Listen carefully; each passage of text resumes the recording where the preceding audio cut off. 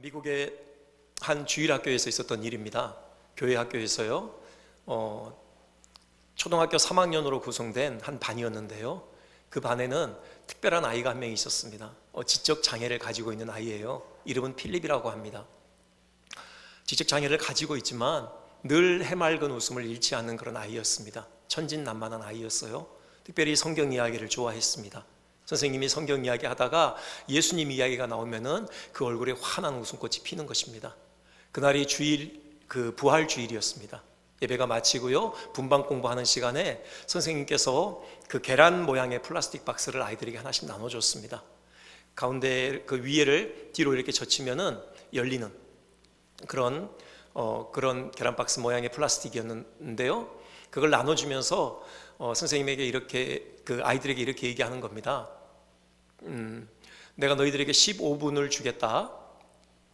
지금 이 밖에 나가서 그 교회 정원에 나가서 예수님의 부활의 생명을 상징하는 것을 하나씩 모아다가 그 박스 안에 집어넣어 가지고 와라 라고 하신 거예요. 그래서 15분이 지났습니다. 약속하신 시간이 지났고 이제 가지고 왔죠. 선생님이 이렇게 얘기합니다. 자, 그러면은 한 명씩 그 박스를 열어서 뭘 가지고 왔는지를 보여줄래? 그러다 첫 번째 아이가 그 박스를 열었습니다. 거기에 아주 예쁜 꽃이 들어있었어요. 아이가 그렇게 얘기합니다. 이 꽃은 바로 예수님의 부활의 그 생명을 상징하는 것입니다. 그래서 다들 박수를 쳐요. 두 번째 아이가 그 박스를 열었습니다. 이번에는 아주 아름다운 그 노란 나비가 나오는 겁니다. 이 나비야말로 그 생명을 상징하는 것입니다. 그래요. 세 번째 아이가 박스를 열었는데 거기에 아주 파릇파릇 그 생기가 감도는 잎사귀가 보이는 것입니다. 그래서 이 잎사귀가 또 생명을 상징하는 거라고 했죠. 네 번째, 이제 필립 차례가 됐습니다. 필립이 나오자 아이들이 다 눈여겨보고 있는 거죠. 과연 저 바보 같은 필립이 뭘 가지고 왔을까 하고 말입니다. 나와서 머뭇머뭇거리면서 계속 그냥 서 있기만 하는 거예요. 그러자 선생님이 부드럽게 얘기합니다. 필립, 괜찮아. 네가 뭘 가지고 왔든지 간에 한번 그 뚜껑을 열어서 우리에게 보여줄 수 있겠니? 그러자 필립이 드디어 그 박스를 엽니다. 근데 이게 웬걸요? 아무것도 들어있지 않은 거예요. 그러자 아이들이 막 서로 웃습니다. 야, 저 필립 아무것도 안 가져왔다 라고 서로 이렇게 떠들어대죠. 그때 그 아이들의 귓가를 스치는 필립의 음성이 있었습니다. 이렇게 얘기해요. 예수님의 무덤은 비었잖아요. 그래서 순간 교실에 정적이 감돕니다. 그 숙연한 분위기가 이렇게 감싸 안았던 것이죠. 그렇습니다. 예수님의 무덤은 비었습니다. 그 굳게 봉인된 채로 예수님의 무덤을 막고 있던 그 돌, 천사들에 의해서 굴려졌습니다. 그 안을 들여다보니 있어야 될 예수님의 시신은 보이지 않는 것입니다. 왜입니까? 예수님께서 친히 예언하신 대로 부활하셨기 때문입니다. 그 영광스러운 몸으로 친히 그 무덤문을 걸어 나오셨던 것입니다. 이것이 마리아가 목격한 그 현장이었고요. 오늘 이 본문을 통해서 이 예수님의 부활이 우리에게 의미하는 것이 무엇인지 한번 세 가지 측면에서 생각을 해보고자 합니다. 먼저 생각할 것은요, 역사적인 측면입니다. 먼저 우리는 예수님의 부활이 역사적인 성격을 가지고 있음을, 이것이 역사적인 사실임에 대해서 다시금 이 본문을 통해서 확인하게 됩니다. 우리가 봉독하진 않았지만요, 이 본문의 사건의 배경이 되는 그 구절이 있습니다. 그게 바로 1절이죠. 1절을 제가 한번 봉독해 올리겠습니다. 안식 후 첫날 일찍이 아직 어두울 때에 막달라 마리아가 무덤에 와서 돌이 무덤에서 옮겨진 것을 보고, 여기 시간적인 배경이 먼저 나오고 있습니다. 언제입니까? 안식 후 첫날 아직 어두울 때입니다. 여기 안식일은 우리가 잘 알듯이 토요일이죠. 안식 후 첫날이면은 일요일입니다. 바로 이 일요일 아직 어두울 때 이제 막 동이틀 무렵입니다. 마리아가 그 장면을 봤기 때문에 그 전에 예수님 부활하신 거죠. 그러니까 아주 이른 새벽에, 일요일 이른 새벽에 예수님이 부활하신 거죠. 그래서 이 예수님의 부활을 믿는 우리 그리스도인들에게는 일요일은 그냥 일요일이 아닙니다. 이날은 바로 주님의 날인 거죠. 그래서 우리가 일요일을 주일이라고 그렇게 부르는 겁니다. 그 공간적인 배경이 나옵니다. 무덤에서라고 했죠. 이건 당연하죠. 예수님께서 그 시신이 누이셨던 곳이 무덤이기 때문에요. 우리가 알듯이 이 무덤은 누구 소유의 무덤입니까? 아리마대 요셉의 무덤입니다. 그가 자기 장례를 위해서 미리 준비했던 건지 모르겠지만 아직 한 번도 사람을 장사한 적이 없었던 그 무덤에 예수님의 시신이 누이셨던 것이죠. 그리고 그 무덤에서 예수님의 부활 사건이 일어나게 된 것입니다. 여러분, 우리가 이 본문을 통해서 다시금 확인하게 되는 것은 예수님께서 부활하심은 특정한 시간적인 배경을 가지고 있고요, 또 특정한 공간적인 배경을 가지고 있는 역사적인 사실이라는 사실입니다. 물론 여러분에게 이 사실은 너무 당연하게 이렇게 다가올 수 있습니다. 그렇다면요, 여러분, 이것은 우리가 감사해야 될 일입니다. 왜냐하면 아직도 많은 사람이 이 예수님의 부활을 역사적인 사실로 받아들이지 않기 때문입니다. 무엇보다요, 이 예수님이 부활이 가지고 있는 그 중요성을 사탄이 잘 알고 있습니다. 이것이 인류 역사에 얼마나 중요한 의의가 있는 사건인지, 이것이 사람들의 구원에 있어서 얼마나 중요한 사건인지를 사탄이 잘 알고 있죠. 사탄이 이 부활을 막을 수는 없었습니다. 그래서 총 그의 힘을 집중해서 하고 있는 일이 뭡니까? 어떻게든 사람들로 하여금 이 부활의 역사성을 의심하게 만드는 겁니다. 예수님이 부활하셨다라는 이 사실을 믿지 못하도록 사람들의 마음을 미혹하는 일, 그것을 지금 사탄이 하고 있는 것입니다. 심지어는 그래서요, 성경을 연구하는 일에 평생을 바친 그 신학자들 중에서도요, 많은 사람들이 예수님의 부활을 사실로 믿지 않습니다. 물론 우리 교회는 그렇지 않죠. 우리 교단은 그렇지 않습니다. 우리 대한예수교 장로회 합동 측에서 만일 예수님의 부활이 역사적인 사실이 아니다, 이런 얘기하다가는 바로 쫓겨날 겁니다. 신학 교수들도 그렇고요. 그런데 외국에 나가서 공부해보니 그 현실이 실감이 되더라고요. 제가 공부했던 그 남아공의 그 신학과 수업에 들어갔었습니다. 교수님이요, 삼위일체를 제대로 설명을 못합니다. 예수님이 하나님의 아들이심을 제대로 얘기를 못해요. 이유가 뭡니까? 본인이 안 믿거든요. 제가 그 한국에 같이 거기 왔던 한국 목사님들하고 교제를 나눴는데요, 그 중에 다른 교단에서 오신 목사님도 있습니다. 근데 그 목사님이 이 예수님의 부활의 역사적인 사실을 믿지 않아요. 그렇게 얘기합니다. 예수님께서 부활하셨다라는 사실을 객관적으로 어떻게 증명할 수 있느냐, 어떻게 확인할 수 있느냐. 우리가 논쟁할 것은 예수님이 실제로 부활했는지 부활하지 않았는지가 아니다. 그냥 믿으면 되는 거 아니냐. 믿으면은 예수님이 실제로 부활하지 않았다고 하더라도 적어도 믿는 그 사람에게는 부활한 것이다, 그런 효과가 있는 것이다, 이런 얘기를 해요. 여러분, 그럴듯하게 들립니까? 이거 아주 위험한 사상입니다. 여러분, 우리의 믿음은 확고한 역사적인 사실에 기초하고 있어요. 단지 그냥 믿으면 되는 게 아니라요, 우리의 믿음은 분명한 그 믿음의 대상으로서 역사적인 사실이 있는 것입니다. 예수님은 부활하셨어요. 사탄이 어떻게 사람들로 하여금 이 예수님의 부활의 역사적인 사실을 의심하게 만드느냐, 여러 가지 그런 그 이론들을 펴고 있습니다. 몇 가지만 소개해 보면요, 먼저는 도적설이에요. 예수님의 제자들이 예수님의 무덤에 몰래 들어가서 예수님의 시체를 몰래 훔쳐갔다는 것입니다. 아무도 모르는 곳에 그냥 숨겨놓고 그들이 세상에 예수님이 부활했다고 거짓으로 선포했다는 것이죠. 여러분, 이것이 말도 안 되는 것인 이유는 뭐냐면은 예수님의 제자들의 그 태도 때문입니다. 예수님께서 십자가에 못 박혀 죽으실 때 그들이 어디 있었습니까? 아무도 예수님 곁을 지키지 않았습니다. 다 뿔뿔이 흩어졌습니다. 자기 목숨 건지겠다고 그 유대 당국자들이 무서워서 다 도망갔었죠. 이제 그들이 어떻게 한 곳에 모였지만 그들이 모여있는 그곳, 혹시라도 누가 들어올까 봐 문을 꽁꽁 걸어 잠그고 있었습니다. 밥도 못 먹고 그냥 그렇게 두려워서 쩔쩔 매고 있던 그 제자들입니다. 근데 그들이 그 문을 열고 세상 밖으로 나온 겁니다. 그리고는 예수님께서 부활하셨다라고 담대하게 선포했던 것이죠. 여러분, 이 선포에는 대가가 따랐습니다. 그들은 옥에 갇히기도 했고요, 그들은 매를 맞기도 했고요, 심지어는 죽임을 당하기도 했습니다. 하지만 그들은 그 선포를 포기하지 않았습니다. 여전히 담대하게 예수님은 부활하셨다라고 그들은 세상에 힘을 주어 선포했던 것입니다. 여러분, 생각해 보십시오. 자기들이 예수님의 시체에 숨겨놓고 거짓으로 예수님의 부활을 선포하면서 자기들의 목숨을 겁니까? 그 이유가 뭡니까? 전혀 이유가 없습니다. 그들은 예수님의 부활을 확신했던 것입니다. 왜요? 부활하신 예수님을 목격했기 때문이죠.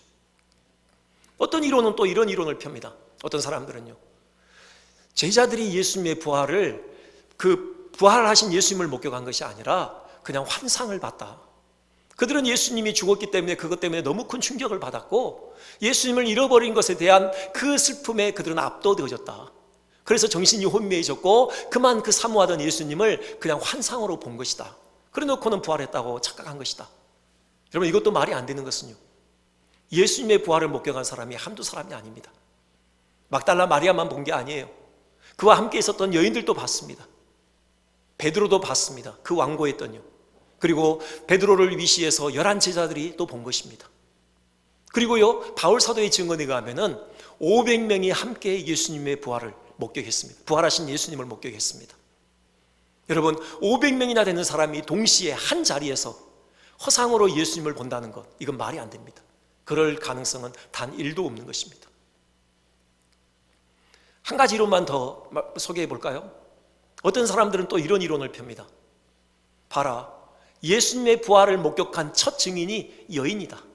막달라 마리아 아니냐.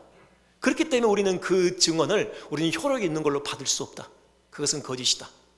이것은 당시의 시대적인 배경을 알면 이해가 되는 내용입니다.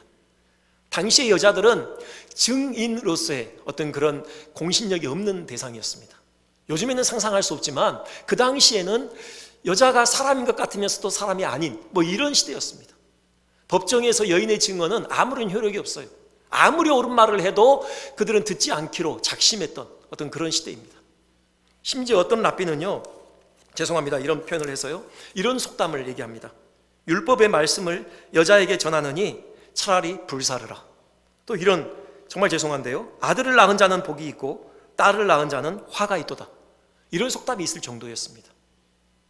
그러니 그 여인을 예수님의 부활의 첫 목격자로 내세우는 것, 이것은 아주 허황된 일이다. 그것은 사실일 수가 없다. 이런 주장인 것입니다. 여러분, 생각해 보시면요, 오히려 그렇기 때문에 예수님의 부활의 역사적인 확실성이 더 분명해지는 것입니다. 그렇죠.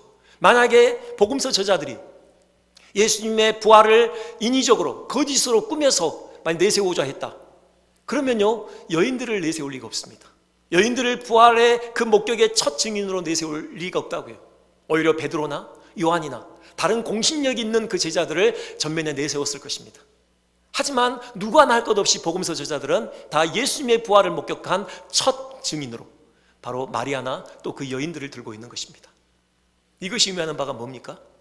그것이 역사적으로 실제로 일어났던 사실이기 때문이죠. 그대로 그 사실을 기술하고 있는 것입니다. 여기까지 정리해 보겠습니다. 그렇습니다. 예수님의 부활은 도무지 부인할 수 없는, 부정할 수 없는 역사적인 사실입니다. 분명한 시간적인 배경, 공간적인 배경을 가지고 많은 증인들에 의해서 분명하게 목격된 확실한 사실인 것입니다. 여러분, 사실이 아닌 것을 사실인 것처럼 착각하면서 믿는 것, 이것을 우리는 미신이라고 합니다. 사실임에도 불구하고 사실로 받아들이지 않는 것, 이것을 우리는 불신이라고 해요. 그럼 참신앙은 뭡니까? 사실을 사실로 그대로 받아들이는 겁니다.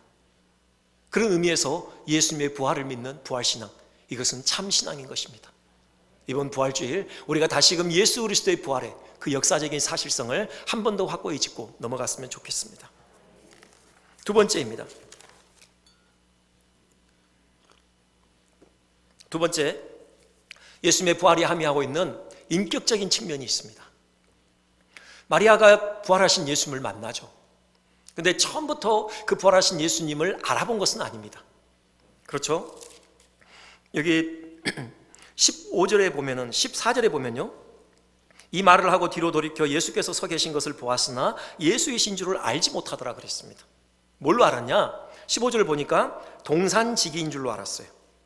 그래서 당신이 예수님의 시신을 옮겨갔거든, 가르쳐달라, 내가 가져가겠다, 그렇게 예언을 하죠. 처음에는 몰라봤어요. 근데 이 마리아만 그랬던 것이 아니라요, 다른 제자들도 그랬죠. 여러분, 생각나는 제자들이 있습니까? 바로 엠마오로 가고 있던 그 두 제자예요. 그들은 예수님께서 심지어 그들의 그 여행길에 동행까지 하셨어요.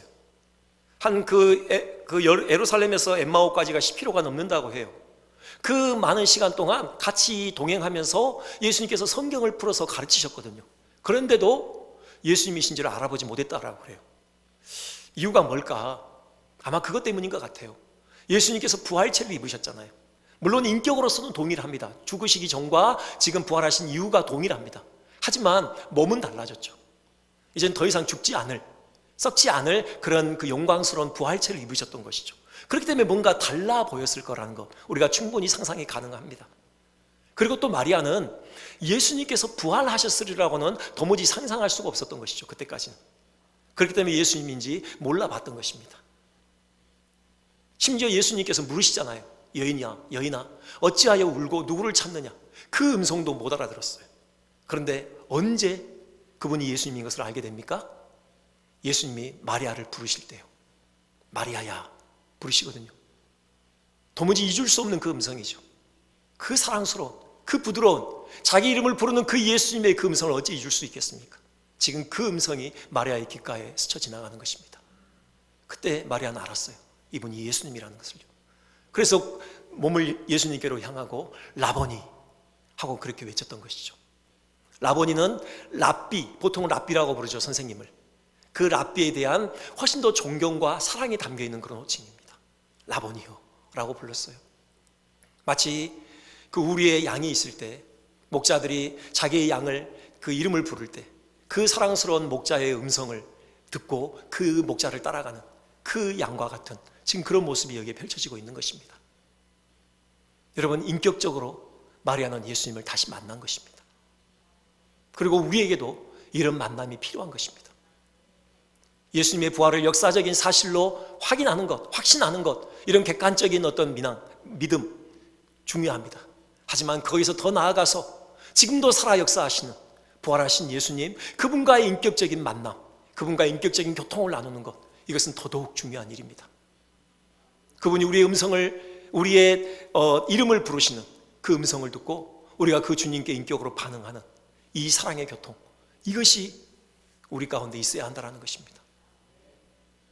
물론 예수님께서 육신으로 이 땅에 더 이상 계시지는 않습니다. 그분의 말씀대로 그분이 승천하셨고요, 하나님 보좌 우편에 앉으셨죠.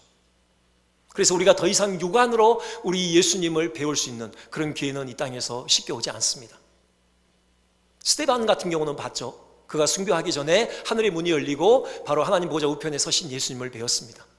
그리고 또 한 사람 사도 바울도 배웠습니다. 예수님이 지상에 계실 때는 못 봤다가 그 승천하신 이후에 다메섹 도상에서 그를 만나 주실 때 그가 예수님을 배웠죠. 하지만 그것은 사도 바울을 하나님께서 사도로 세우시기 위한 특별한 은혜 주심입니다. 그럼 우리는 어떻게 예수님을 배울 수 있습니까? 어떻게 우리는 예수님과 그런 인격적인 교통을 나눌 수 있습니까? 바로 성령님을 통해서입니다. 예수님께서 성령님을 우리에게 보내주셨습니다. 여러분, 성령을 우리가 다르게 부르는데 예수의 영이라고 부릅니다. 왜요? 그 예수님께서 떠나신 그 자리에 예수님의 얼굴로 오셨기 때문입니다. 예수님께서 성령을 다른 보혜사라고 일컬어요. 다른 보혜사요. 그렇다면 원래 보혜사가 있었다라는 거죠. 그 원 보혜사가 누굽니까? 예수님이시죠. 그 원 보혜사이신 예수님께서 이제 승천하사 이제 이 자리를 떠나셨기 때문에 다른 보혜사가 그 보혜사 자리로 오신 것입니다. 그래서 성령을 또 다른 이름으로 예수의 제2자아다, 이렇게 또 이렇게 부르는 것입니다. 그렇습니다. 우리는 우리 안에 오신 성령과 더불어 교통하는 것입니다. 근데 그 성령께서 우리 가운데 역사하시는 중요한 방편이 있습니다. 그게 뭡니까? 여러분 잘 아시는 대로 바로 하나님의 말씀입니다. 말씀과 더불어 역사하시는 거예요. 근데 이건요, 부활하신 예수님께서도 제자를 만나실 때 보면 그렇게 하셨어요. 단지 그 못 자국 난 손과 창 자국 난 그 옆구리만 보여주신 것이 아니에요. 단지 그들과 식사의 교제만 나누신 것이 아닙니다. 그들에게 말씀을 가르치셔요. 구약 성경 가지고요, 어떻게 그리스도께서 십자가에 못 박혀 죽으셔야 했고 부활하셔야 했는지 그 죽으심과 부활의 의미를 세세하게 가르쳐 주십니다. 사도 바울도 그래요. 다메섹 도상에서 예수님을 만난 이후로 끝난 게 아니에요. 그는 3일 동안 금식하며 식음을 전폐하며 다시 기도하면서 그 사실을 묵상했을 것입니다. 자기가 지금까지 공부해온 그 성경들을 쭉 돌아봤을 것이에요. 그리고 본격적으로 사도로서 사역하기 전에요, 그는 3년간 아라비아에 물러가서 머뭅니다. 물론 거기서 전도도 했어요. 하지만 주요하게 했던 일이 뭐냐? 그가 구약 성경을 다시 본 겁니다.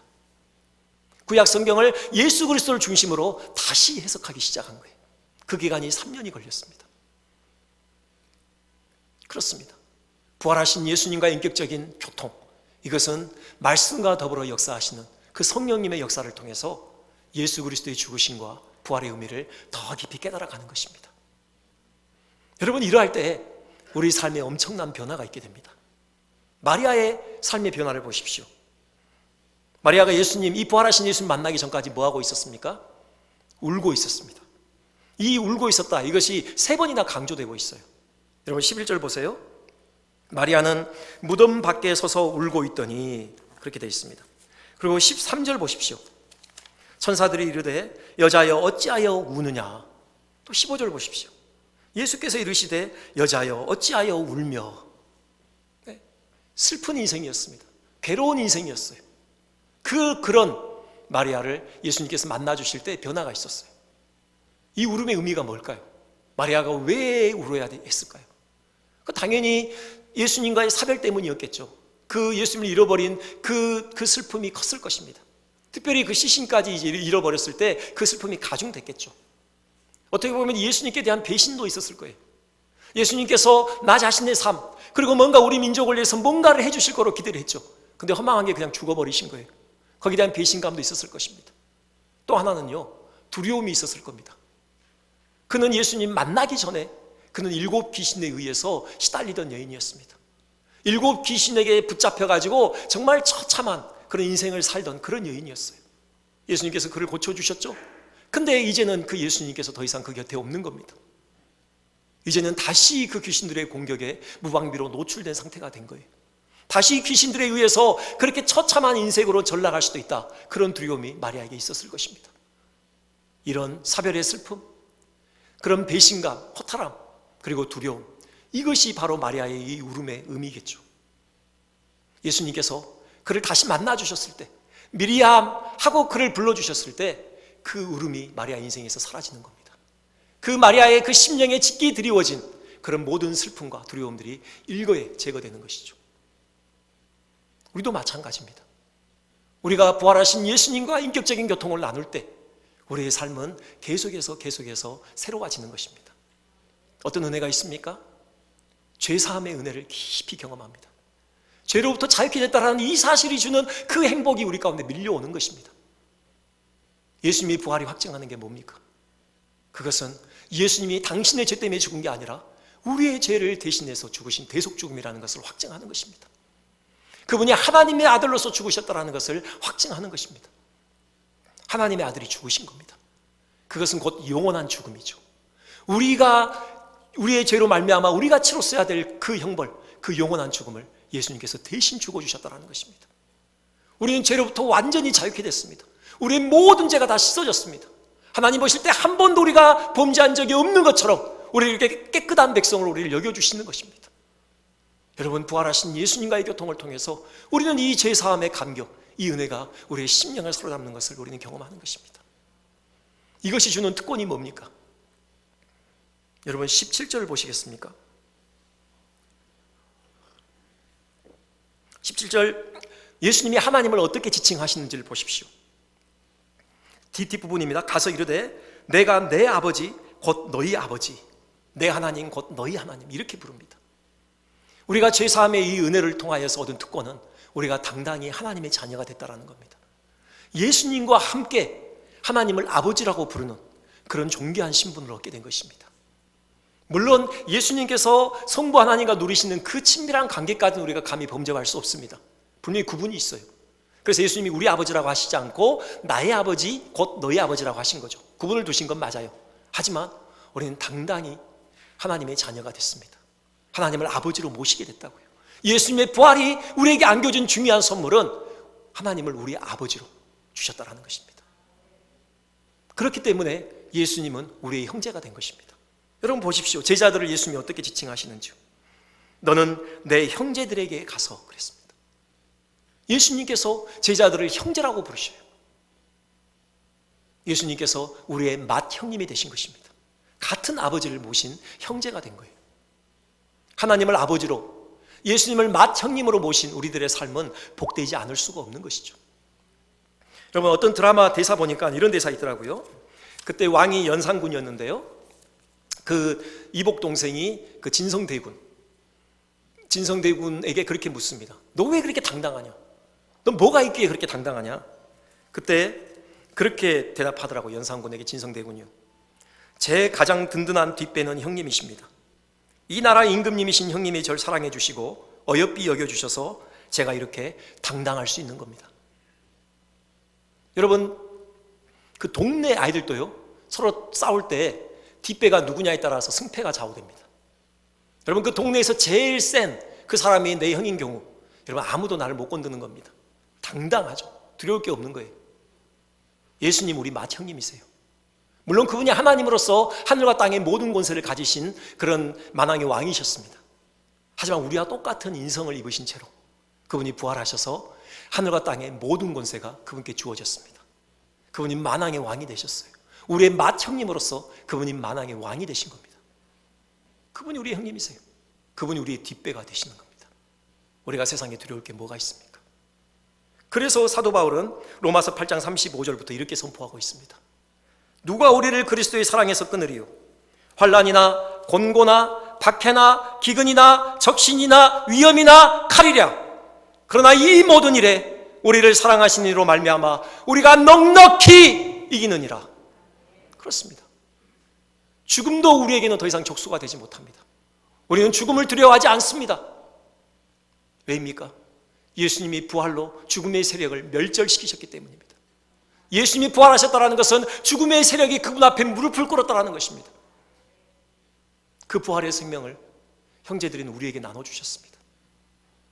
우리는 지금 죽더라도 여러분 확신하시는 것처럼 우리는 주님의 품에 안기는 것입니다. 주님 다시 오실 때 우리는 주님처럼 그 영광스러운 몸을 입게 될 것입니다. 우리에게는 이 확신이 있습니다. 물론 사랑하는 사람 먼저 주님의 품에 안겨드리는 것, 이것이 슬픈 일일 수 있습니다. 이 생에서 그분을 더 이상 뵐 수 없다는 것, 이것이 우리에게 아픔일 수 있어요. 하지만 우리가 사랑하는 사람을 먼저 보냈다고 해서 우리는 그 아픔에 압도당하지는 않습니다. 왜입니까? 우리 영의 눈을 열어볼 때 이 생에서의 삶보다 훨씬 더 복된 삶을 지금 예수님의 품 안에서 누리고 있는 그 사랑하는 사람의 얼굴을 볼 수 있기 때문입니다. 그리고 주님 다시 오실 때 서로 만나 부둥켜 안고 함께 그 만남의 기쁨을 나눌 그 날을 우리는 기대하기 때문이죠. 미국에 한 세기 전에 그 설교자라 아주 탁월하게 쓰임 받았던 목사님 한 분이 계시는데요, 도널드 그레이 반 하우스라는 목사님입니다. 이분이 젊은 날 아픔을 겪으셨어요. 사랑하는 아내, 사모님이 암으로 먼저 세상을 떠나셨습니다. 그때가 30대 후반이었는데요, 자녀가 4명이 있었는데 아직 12살이 채 안 된 자녀들이 있었습니다. 그 사모님의 장례식을 위해서 아이들을 태우고 이제 운전해서 가는 중이에요.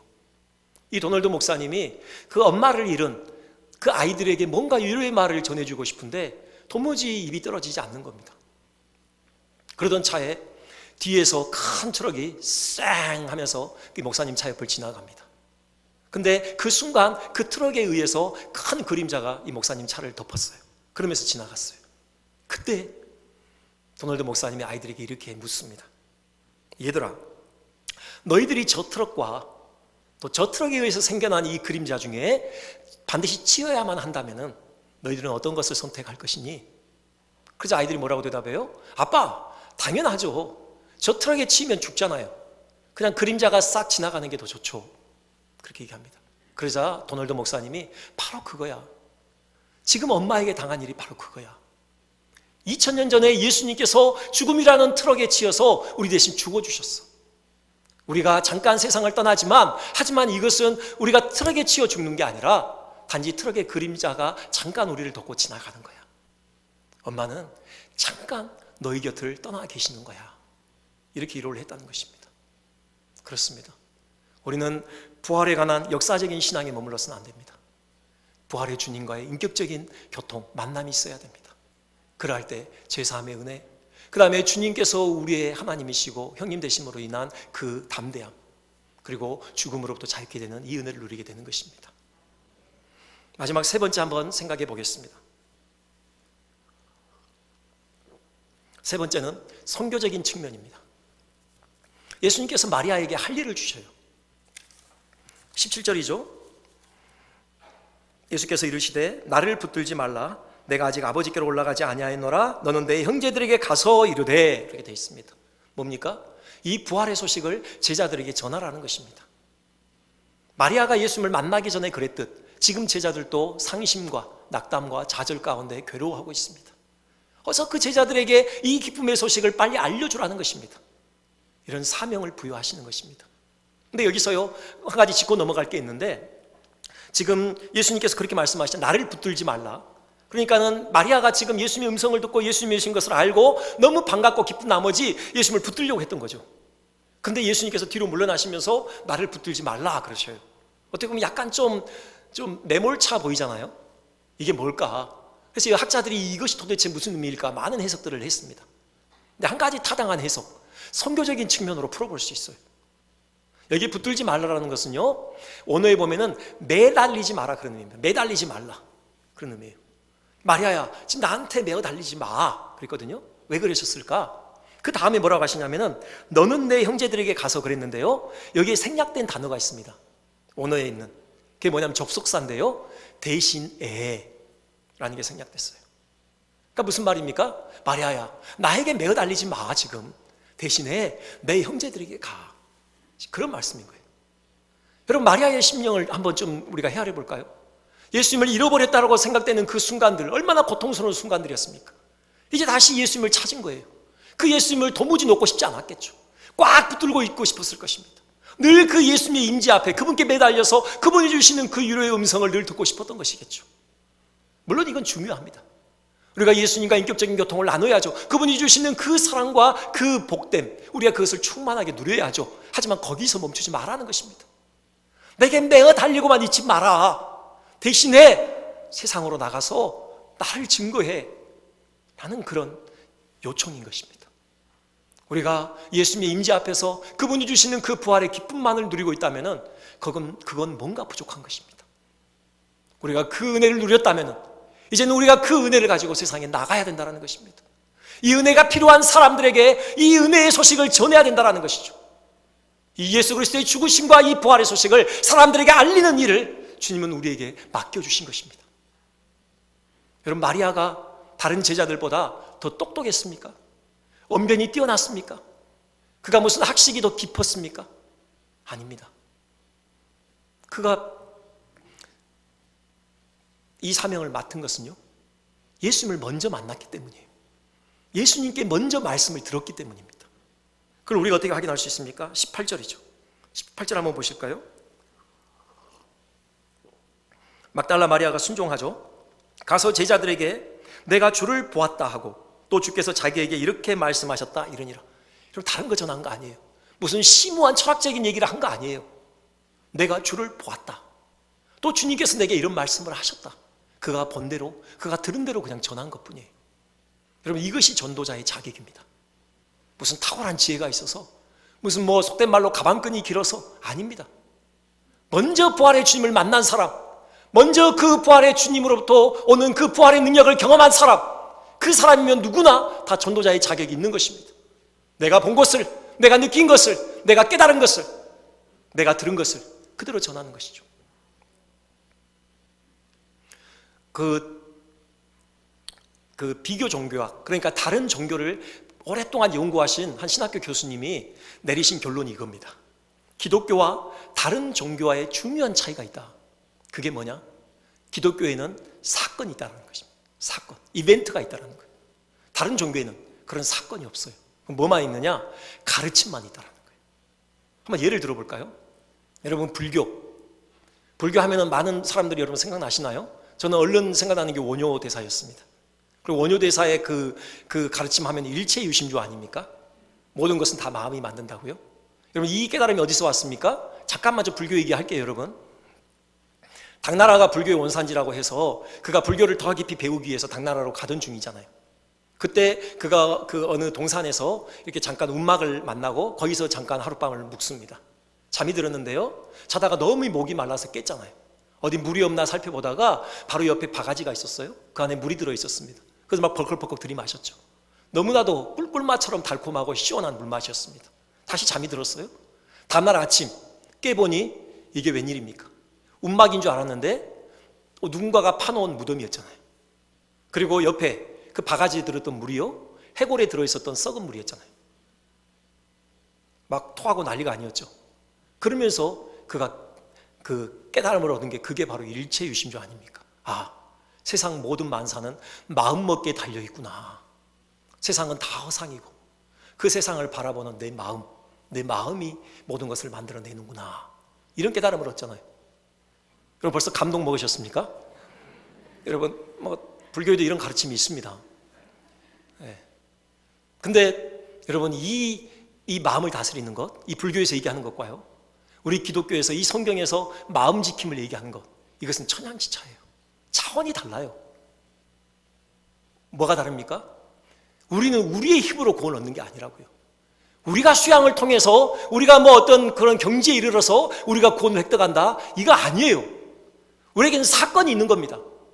하나님께서 친히 인간의 몸을 입고 이 땅에 오셨고요, 그분이 십자가에서 처참하게 죽으셨고, 그 죽음은 우리 죄를 대신 감당하시는 죽음이었고요, 우리 죄가 완전히 씻겨졌음이 확증된 것은 그분의 부활을 통해서죠. 그분의 죽으심과 부활, 이 사건이 전제되어 있는 거예요. 이 사건이 우리의 구원의 전적인 근거입니다. 우리의 마음 지킴이 아니라고요. 우리는 왜 마음을 지키는 겁니까? 바로 이 구원받은 하나님의 백성으로서 그분을 닮아가고자 하는 것이죠. 그 마음 지킴도 우리의 힘으로 하는 게 아니에요. 우리 안에 와 계신 성령께서 우리를 도우시는 겁니다. 성령의 도우심으로 우리가 주님을 닮아가는 성화의 과정을 거쳐가는 거예요. 불교식의 마음 다스림, 차원이 달라요. 이것이 기독교입니다. 그리고 우리는 이 사건을 전하는 거예요. 여러분 복음을 영어로 굿 뉴스라고 그러잖아요. 좋은 소식이잖아요. 소식이에요, 소식. 여러분 뉴스를 전하기 위해서 사람들이 얼마나 열심을 냅니까? 그 사람들의 알 권리를 충족시키기 위해서 진실을 파헤치고 그 진실을 여과 없이 드러내는 일에 정말 목숨을 거는 사람들 많이 있습니다. 최근에 제가 알게 된 PD 중에 김영미 PD, 개인적으로 알았다는 게 아니라 TV를 통해서요, 그분의 인터뷰를 봤는데 그 분쟁 지역 전문가더라고요. 분쟁 지역은 다 다녔어요. 이분이 한 80여 개 어떤 분쟁 지역을 다니면서 그들의 삶을 밀착 취재했습니다. 특별히 소외된 그 여인들, 아이들, 그들이 그 전장의 참상 가운데 어떻게 처참하게 살아가고 있는지 그것들을 리얼하게 잘 그것들을 이렇게 잡아낸 겁니다. 이것이 얼마나 위험한 일이냐. 그 PD가 2번 폭탄 테러를 당했더라고요. 그도 한 번은 아프가니스탄 카불에서요 폭탄이 터졌는데 그 충격에 의해서 이분이 날아갔어요. 그리고 붕 떨어졌습니다. 붕 날아가서. 근데 일어나려고 하는데 일어나질 못하겠더래요. 몸이 안 움직이더래요. 그래서 아래를 못 보겠더래요. 왜요? 다리가 잘려나갔을까 봐요. 한참을 그렇게 있는데 그 현장에 출동한 미군이 마담 일어나시겠습니까? 일어날 수 있겠습니까? 그렇게 묻더래요. 그때서야 다리가 있구나. 그래서 아래를 쳐다봤대요. 꼬리뼈가 이렇게 으스러진 겁니다. 그 상태로 귀국해가지고 그걸 또 그 몸으로 그대로 편집해가지고 방송한 그런 일도 있어요. 그만큼 진실, 그 알고리를 위해서 사람들이 이렇게 뉴스를 만들고 그것들 내보는 일에 정말 열심히 있는 분들이 많아요. 여러분 생각해 보세요. 뉴스 중에 뉴스, 여러분 최고의 뉴스가 뭐냐고요? 우리가 굿뉴스라고 부르는 바로 복음이죠. 예수 그리스도의 십자가의 죽으심과 부활 말입니다. 이것은 가장 아름다운 감동적인 이야기입니다. 우리의 상상을 초월하는 하나님의 그 백성들을 향하신 지극한 사랑이 그 안에 배어 있습니다. 이것은 최고의 능력 있는 뉴스입니다. 이 뉴스를 듣고 받아들이는 사람들마다 영원한 생명을 얻게 만드는 그런 능력 있는 뉴스인 것이죠. 가장 감동적이며 가장 위대한, 가장 능력 있는 뉴스가 바로 복음인 것입니다. 이것이 우리 손에 쥐어졌어요. 여러분 이 복음을 세상에 증거하는 일에 여러분 헌신하고 싶지 않으십니까? 한 가지 이야기만 들려드리고 말씀을 마치겠습니다. 시골에서 목회하시는 분이에요. 이분이 참 어렵게 하십니다. 근데 하루는 초등학교 5학년 딸이 있는데 학교에서 그런 숙제를 내줬대요. 함께 여행 갈 10명의 리스트를 만들어라. 만들었어요. 자기 가족 5명, 그리고 나머지 5명 친구들. 그리고 나서 선생님이 또 얘기하는 게, 자, 너희들은 다 물에 빠졌어. 누군가 한 사람밖에 구조할 수밖에 없어. 그러면 그 최종적인 그 한 사람이 누군지 써내라. 잔인하죠? 그래서 이름을 막 지어갑니다. 당연히 친구들 먼저 지어가죠. 가족 5명 남았어요. 누굴 먼저 지울까? 대단하게도 자기를 먼저 지웁니다. 나머지 4명 남았어요. 그 중에 수영 잘하는 엄마를 또 지웁니다. 그리고 그래도 오빠를 지워요. 그리고 나서 동생을 지웁니다. 최종적으로 누가 남습니까? 아빠를 살리겠다는 거예요. 그 이유가 뭐냐? 이렇게 얘기합니다. 아빠는 하나님의 말씀을 전해야 하잖아요. 하나님 말씀은 생명을 살리잖아요. 이 얘기를 듣고 이 목사님이 마치 망치로 이렇게 두드려 맞은 듯 한 그런 충격을 느꼈대요. 지금 너무 힘들어하고 있거든요. 이 시골에서 복음을 전하는들 이들이 알아듣기나 할까? 이런 좌절 가운데 있었어요. 하나님이 딸을 통해서 그에게 다시 도전하시는 거예요. 말씀을 전하는 일은 생명을 살리는 일이다. 이것이 가장 복된 일이다. 여러분, 목사가 중요하다는 얘기하는 거 아닙니다. 여러분, 말씀을 전하는 일에 여러분 그냥 생업 다 버리고 거기에 매진하라, 그런 말씀도 아닙니다. 여러분 하는 일, 그 모든 일이 하나님 나라의 의미 있고 가치 있는 일인 것을 확신하셔야 합니다. 하지만 굳이 한 가지를 뽑자면 여러분, 그것은 바로 복음을 전하는 일이죠. 왜요? 그것이 생명을 살리는 일이기 때문에. 그것은 우리의 생을 걸만한 가치가 있는 일인 것입니다. 여러분, 예수 그리스도의 그 부활의 역사적인 사실임을 확고히 하시기 바랍니다. 나아가서 그 부활하신 예수님과 매일매일 인격적인 교통을 나누시고 그분이 주시는 그 부활의 생명을 풍성히 누리시기를 소원합니다. 나아가서 그 부활의 능력을, 그 부활의 생명을 많은 사람들에게 흘려보내는 통로로 쓰임받기를 주님의 이름으로 축원드립니다. 기도하겠습니다.